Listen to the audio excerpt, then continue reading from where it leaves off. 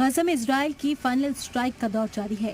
Hamas کے تمام ٹھکانوں کو نیست و نابود کرنے کے حساب سے اسرائیل ڈیفنس فورس حملے بول رہی ہے۔ غزہ میں بھاری جنگ کے بیچ عرب اور اسلامی ممالک کے لیڈران نے اسرائیل کے خلاف ایکشن پلان تیار کرنا شروع کر دیا ہے۔ حالانکہ اب تک یہ مورچہ ڈپلومیٹک طور پر فیل ہی نظر آیا ہے۔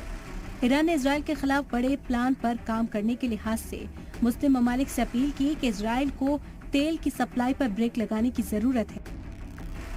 سعودی عرب کے ریاض میں دنیا بھر کے مسلم ممالک کے لیڈرز کے بیچ میٹنگ ہوئی، جس میں فلسطین کے مدعے کے حل پر غور کیا گیا۔ مسلم ممالک کے لیڈرز کی میٹنگ میں کچھ دیشوں نے اسرائیل اور اس کے ساتھی ممالک کے ساتھ سفارتی اور اقتصادی تعلقات کو ختم کرنے کی تجویز دی۔ حالانکہ اس تجویز کی مخالفت بھی کی گئی۔ اس میٹنگ میں OIC کے علاوہ عرب لیگ کے کئی لیڈر شامل ہوئے۔ وہیں اس میٹنگ میں ایران کے صدر رئیسی بھی شامل ہوئے۔ مانا جا رہا ہے کہ سعودی اور ایران قریب ایک دشک کے بعد ایک ساتھ ایک منچ پر نظر آئے ہیں۔ اس میٹنگ کے دوران سعودی کے کراؤن پرنس محمد بن سلمان نے غزہ کے حالات کے لیے اسرائیل کو ذمہ دار ٹھہرایا۔ وہیں حماس سے بھی یرغمالیوں کی فوراً رہائی کی مانگ کی ہے۔ المملكة رفضها القاطع لاستمرار العدوان والاحتلال والتهجير القسري لسكان غزة، كما تؤكد تحميل سلطات الاحتلال مسؤولية الجرائم المرتكبة بحق الشعب الفلسطيني ومقدراته. عين منسقا للقيام بتحرك فعال لمواجهة هذا. إننا أمام كارثة إنسانية تشهد على فشل مجلس الأمن والمجتمع الدولي في وضع حد للانتهاكات الإسرائيلية الصارخة للقوانين والأعراف الدولية والقانون الدولي الإنساني.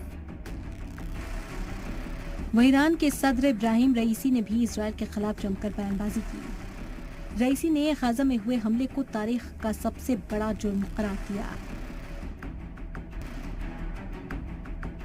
اسلامک ممالک کی اس میٹنگ میں ترکی کے صدر اردوغان بھی شامل ہوئے۔ انہوں نے غزہ میں ہوئے حملے اور فلسطین کے فیور میں بیان دیتے ہوئے فلسطین میں امن قائم کرنے کی مانگ اٹھائی۔ جس وقت سعودی عرب کے ریاض شہر میں مسلم ممالک کے لیڈرز کی میٹنگ چل رہی تھی، اس وقت بھی غزہ میں حماس کے لڑاکوں کے خلاف اسرائیلی ڈیفنس فورس کا آپریشن جاری تھا۔ ساؤتھ غزہ میں الشفا اسپتال میں حماس کے ٹھکانوں کو IDF نے پوری طرح سے تباہ کیا۔ اسرائیل کے PM نیتن یاہو نے کہا کہ ساؤتھ غزہ پر حماس کا کنٹرول ختم ہو گیا ہے۔ انہوں نے کہا کہ یرغمالیوں کو چھڑانے تک حماس کے خلاف پوری طاقت سے جنگ جاری رہے گی۔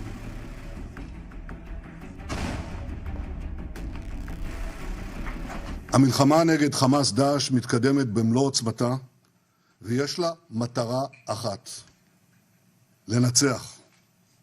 אין שום תחליף לניצחון. אנחנו נחסל את החמאס ואנחנו נחזיר את חטופינו. ظاہر ہے مسلم ممالک کا غصہ غزہ کو لے کر تو ہے، لیکن حماس کے لڑاکوں نے 7 اکتوبر کو جو کچھ بھی کیا اس کے خلاف سعودی عرب کو چھوڑ کر کسی اور ملک نے بیان جاری نہیں کیا ہے۔ وہیں یرغمالیوں کی حمایت میں بھی سعودی نے ہی آواز اٹھائی، تو وہیں اسرائیل نے امریکہ کی جنگ بندی کی تجویز کو ٹھکرا کر اپنے ارادوں اور نیت کو بھی ظاہر کر دیا ہے۔ ایسے میں مسلم ممالک کا اگلا پلان کیا ہوگا، یہ دیکھنا بھی دلچسپ ہوگا۔ بیورو رپورٹ، زی میڈیا۔